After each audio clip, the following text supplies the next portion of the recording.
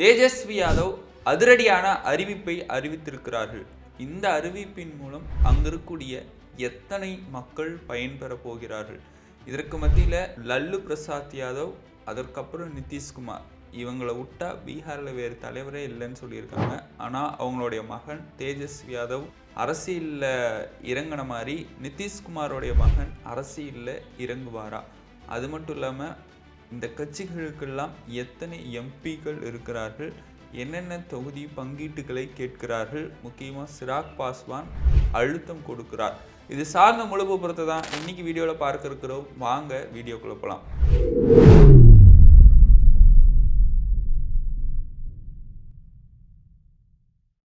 வணக்கம் நண்பர்களே, நான் உங்கள் கோபாசே சின்னா. இது அரசியல் களம். தொடர்ந்து பேசுவோம், உண்மையை உறக்க சொல்வோம்.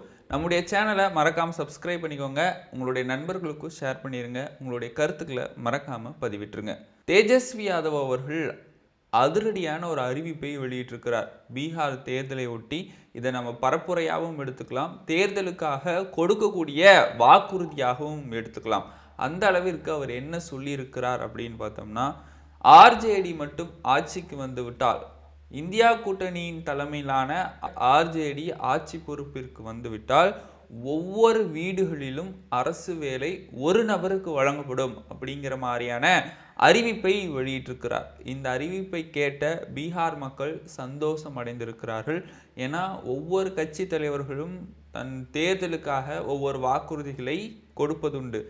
தேர்தல் முடிந்து அந்த கட்சி வெற்றி பெற்றால், ஆட்சி அமைத்தால் அந்த வாக்குறுதிகளை நிறைவேற்றுவதும் நிறைவேற்றாததும் அவங்களுடைய பொறுப்பு. ஏன்னா அதை வைத்து தான் மக்கள் நம்பிக்கையின் பெயரில் வாக்களிக்கிறார்கள். ஆனால் நிறைவேற்றவில்லை என்றால் அந்த நம்பிக்கையை இழந்து விடுவார்கள்.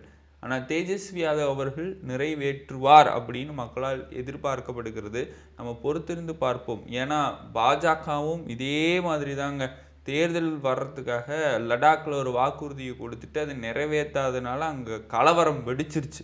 அந்த மாதிரிலாம் வெடிக்க விடக்கூடாதுன்னா அரசியல் கட்சி தலைவர்கள் தேர்தலில் கொடுக்கக்கூடிய வாக்குறுதிகளை நிறைவேற்ற வேண்டும். இது எல்லாமே மக்களுடைய கோரிக்கையாக இருக்கிறது.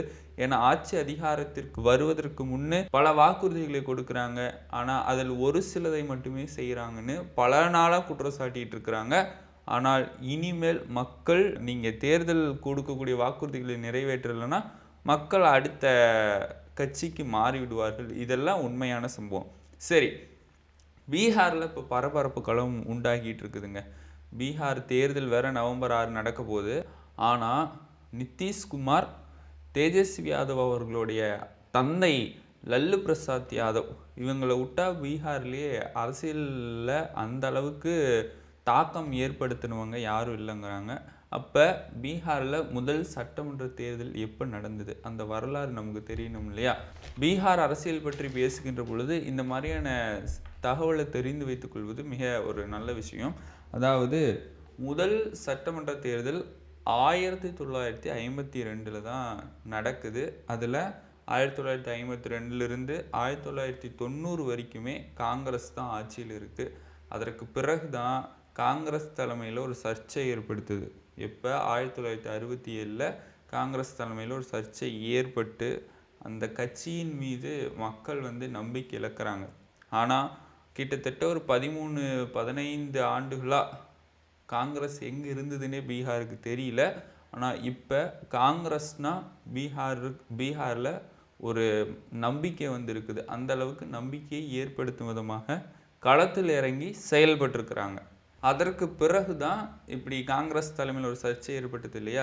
அதற்கு பிறகு இதை பயன்படுத்தி யாதவ் சமூகத்தினர் கட்சி ஆரம்பிக்கிறாங்க. கட்சி ஆரம்பித்து ஆட்சிக்கு வர வரலாறெல்லாம் சொல்கிறாங்க. அப்படியாக 1990 பீகாருடைய முதல்வராக லல்லு பிரசாத் யாதவ் அவர்கள் வராரு. லல்லு பிரசாத் யாதவ் ஒரு சிறந்த அரசியல் கட்சி தலைவர் அப்படின்னு அங்கே இருக்கக்கூடிய மக்களால் பேசப்படுகிறது. தலித்துகள், பழங்குடியினர்கள், சாமானிய மக்களோடலாம் எளிமையான பேச்சு, எளிமையான உரையாடல், அவங்களோட கலந்துரையாடி அப்படி ஒரு அரசியலை நடத்தி இருக்கிறாரு.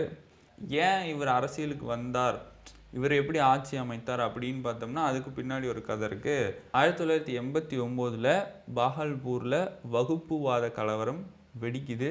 வெடித்ததுக்கு பிறகு தான் காங்கிரஸ் மீது இஸ்லாமியர்களுக்கு ஒரு நம்பிக்கை இழப்பு ஏற்படுது. ஆனால் இப்போ வந்து இஸ்லாமியர்கள், தலித்துகள், பழங்குடியினர் எல்லாருமே காங்கிரஸ் மீது ஒரு நல்ல நம்பிக்கை வைத்திருக்கிறாங்க. அப்போ அந்த காலகட்டங்களில் ஒரு நம்பிக்கை இழப்பு ஏற்படுகிறது. அதன் பேரில் தான் யாதவ் சமூகத்தினர் வராங்க. 1990 பீகாருடைய முதல்வராக லல்லு பிரசாத் யாதவ் அவர்கள் வராரு. வந்ததுக்கு இதன் பேரில் தான் அங்கே இருக்கக்கூடிய 16% இஸ்லாமியர்களுடைய வாக்கெல்லாம் லல்லு பிரசாத் யாதவ் அவர்களுக்கு போகுது. அதுக்கப்புறம் ஆட்சி அதிகாரத்திற்கு வந்த பிறகு லல்லு பிரசாத் யாதவ் என்ன பண்ணுறாரு, தாழ்த்தப்பட்ட, ஒடுக்கப்பட்ட, பட்டியலின மக்கள், பழங்குடியினர்கள் இவங்களை எல்லாமே ஒரு பிரதிநிதித்துவம் படுத்தி ஆட்சி அதிகாரத்துக்கும் கொண்டு வரார் அப்படிங்கிற வரலாறு பேசப்படுகிறது. அதற்கு பிறகு மறுபடியும் 1995 மீண்டும் முதல்வர் ஆகிறார் லல்லு பிரசாத் யாதவ். 1995 மீண்டும் முதல்வர் ஆகிறார் லல்லு பிரசாத் யாதவ். முதல்வர் பதவி இருக்கின்ற பொழுதே கால்நடை தீவன ஊழல் வழக்கு அவர் மேலே ஏற்படுது. பல குற்றச்சாட்டுகளை வந்து அதுக்கப்புறம் பின்னடைவாகி 1997 முதல்வர் பதவியை ராஜினாமா செய்கிற அளவுக்கு போயிட்டாங்க. ராஜினாமாவும் செய்துட்டார். ஆனால் கட்சி கட்டுப்பாட்டிலே இருக்கணும் அப்படின்னு சொல்லிட்டு அவருடைய மனைவி ராஃப்ரியா தேவியை களமிறக்குறாங்க, முதல்வர் ஆகிறாங்க. அதற்கப்புறம் கட்சி வந்து சுக்குநூறாக உடைந்ததாக சொல்லப்படுகிறது. ஏன்னா அதற்கு அரசியல்களில் இருக்கிறவங்க ஒரு சின்ன தவறு செய்தாலுமே அது அப்படியே மடைமாற்றி விட்டுரும் அவங்க வாழ்க்கையவே. அந்த மாதிரி தான் இவரோட அரசியல் பயணத்தில் மடைமாற்றுது.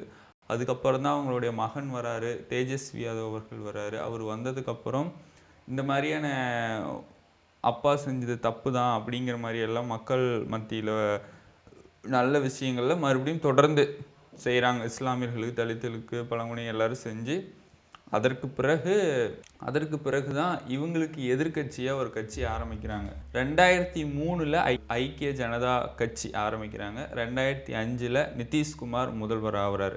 அப்போலேருந்து 2005 2025 வரைக்குமே நிதிஷ்குமார் தான் இருக்கிறார். ஏன்னா யாரெல்லாம் மத்தியில் ஆட்சிக்கு வருவாங்களோ அவங்க கூடவெல்லாம் கூட்டணி வைத்து இது நாள் வரையிலும் ஆட்சி பொறுப்பிற்கு வந்து விட்டார். ஆனால் இப்போ யாரெல்லாம் கூட்டணி வைத்தாரோ இங்கே அவங்க மேலே அவங்களுக்கு எல்லாமே நிதிஷ்குமார் அவர்கள் மீது நம்பிக்கை போயிடுச்சு. ஒரு பக்கம் பாஜகவை இவருக்கு 75 வயசு ஆயிடுச்சு, இவர் எப்படியாவது அரசியலேருந்து தூக்கணும்னு நினைக்கிறாங்க. மறுபக்கம் சிராக் பாஸ்வான் வேற கடுமையான நெருக்கடி கொடுக்குறாரு. எனக்கு 40 தொகுதி வேணும், 40க்கு மேற்பட்ட தொகுதி வேணும் அப்படிங்கிற மாதிரி நெருக்கடி கொடுக்குறாரு. இன்னொரு பக்கம் நிதிஷ்குமார் அவர்களுடைய பையனை அரசியல் இறக்கலாமான்னு பார்த்துட்டு இருக்கிறாங்க. இதெல்லாம் ஒரு பக்கம் இருந்தாலுமே தேஜஸ்வி யாதவ் அவர்கள் நல்லா பக்கா பிளான் போட்டு வாக்கு திருட்டு நடந்திருக்கு, இப்படி தான் அவங்க ஆட்சிக்கு வந்தாங்க அப்படின்னு ராகுல் காந்தி அவர்களோட கை கோர்த்து ஊர்வலங்களாக போயிருக்கிறாரு. அதுவும் அந்த மாவட்டங்களில் தான் ஃபஸ்ட்டு பேஸ் நடக்குது. ரெண்டாவது வந்து ராகுல் காந்தி எங்கெங்கெல்லாம் யாத்திரை போலியோ அந்த இடத்துல செகண்ட் ஃபேஸ் ஆஃப் தேர்தல் நடக்குது. இதற்கு மத்தியில் 122 தொகுதியில் ஜெயிச்சா போதும் பீகாரோடைய முதல்வராக மாறிடலாம். இப்படி தான் பிரிச்சிருக்காங்க. 121 தொகுதி ஃபஸ்ட்டு, 122 செகண்டு. அப்போ யார் வெளில போகிறார்? ஆனால் தேஜஸ்வி யாதவ் அவர்கள் தான் ஃபிட்டட் ஃபார் சிஎம் கேண்டிடேட்ஸ் அப்படின்னு அங்கே இருக்கக்கூடிய கருத்து கணிப்புகளும் வெளியாகி இருக்கு. அதற்கப்புறம் 2015 மகாத்பந்தன் கூட்டணி, காங்கிரஸ் இருக்காங்க, ஆர்ஜேடி இருக்குது, நிதிஷ்குமார் இருக்கிறாரு. அப்படி வைத்து தான் ஆட்சிக்கு வராங்க. மறுபடியும் காங்கிரஸில் இருந்து பாஜகவுக்கு போகிறாரு, பாஜகவில் இருந்து காங்கிரஸுக்கு வராரு. இப்படி தாவியே முதலமைச்சர் பதவியை பிடித்து விட்டார். சரி, இப்போ பீகாரில் எத்தனை எம்எல்ஏக்கள் இருக்கிறாங்க அப்படின்னு பார்த்தோம்னா பாஜகவிற்கு 80 எம்எல்ஏக்கள் இருக்கிறாங்க, ஆர்ஜேடிக்கு 77 எம்எல்ஏக்கள், ஜேடியுக்கு 45 எம்எல்ஏக்கள், காங்கிரஸுக்கு 19 எம்எல்ஏக்கள், கம்யூனிஸ்ட்டுக்கு 11, இதர கட்சிகளுக்கு 3 பேர் இருக்கிறாங்க. இத்தனை எம்எல்ஏக்களை கொண்ட பீகார் தேர்தல் கிட்டத்தட்ட சிமிலராக தமிழ்நாடுடைய தொகுதிக்கும் பீகாருடைய தொகுதிக்கும் சிமிலராக பார்க்கப்படுகிறது. ஆனால் ஒரே நாடு ஒரே தேர்தல் நடத்தலாம் என்று சொல்லக்கூடிய மத்திய அரசாங்கம், பாஜக அரசாங்கம் பீகாரில் இருக்கக்கூடிய 243 தொகுதிக்கே 2 கட்டமாக தேர்தல் நடத்துகிறாங்க. இப்போ இந்தியாவில் ஒரே நாடு ஒரே தேர்தல் சாத்தியமா? அதுக்கு எவ்வளவு செலவாகும்? உங்களுடைய கேள்விகளும் இது சார்ந்த சந்தேகங்கள் இருந்தால் மறக்காமல் நம்மளுடைய கமெண்ட் பாக்ஸில் தெரிவிங்க. அது சார்ந்து நம்ம ஒரு முழு விவரமாக கூட காணொளி போடலாம். இப்போ பீகாரில் மகாத்பந்தன் என்று சொல்லக்கூடிய இந்தியா கூட்டணிக்கும் என்டிஏ கூட்டணிக்கும் தான் கடும் நெருக்கடி. நிதிஷ் ஒரு பக்கம், தேஜஸ்வி யாதவ் ஒரு பக்கம். யாருக்கு வாக்களிக்க போகிறாங்கன்னு தொடர்ந்து நம்ம ஆவலோடு பீகார் செய்திகளை பார்த்துட்டு இருக்கிறோம். நம்ம பொறுத்திருந்து பார்ப்போம். நவம்பர் 16 யார் அந்த கிரீடத்தை சூட போகிறார், முடிசூடும் அந்த மன்னன் யார்? பீகாரில் தேஜஸ்வி யாதவ் அவர்கள் வந்தால் இன்னுமே அங்கே இருக்க பீகாரில் பொருளாதாரம் வளர்ச்சி அடையும், வேலைவாய்ப்பு வளர்ச்சி அடையும் அப்படின்னு எல்லாராலையும் சொல்ல. இத்தனை ஆண்டுகள் இருந்த நிதிஷ்குமார் அவர்கள் எதுவுமே செய்யலைன்னு தான் அங்கே இருக்கக்கூடிய மக்கள் குற்றம் சாட்டுறாங்க.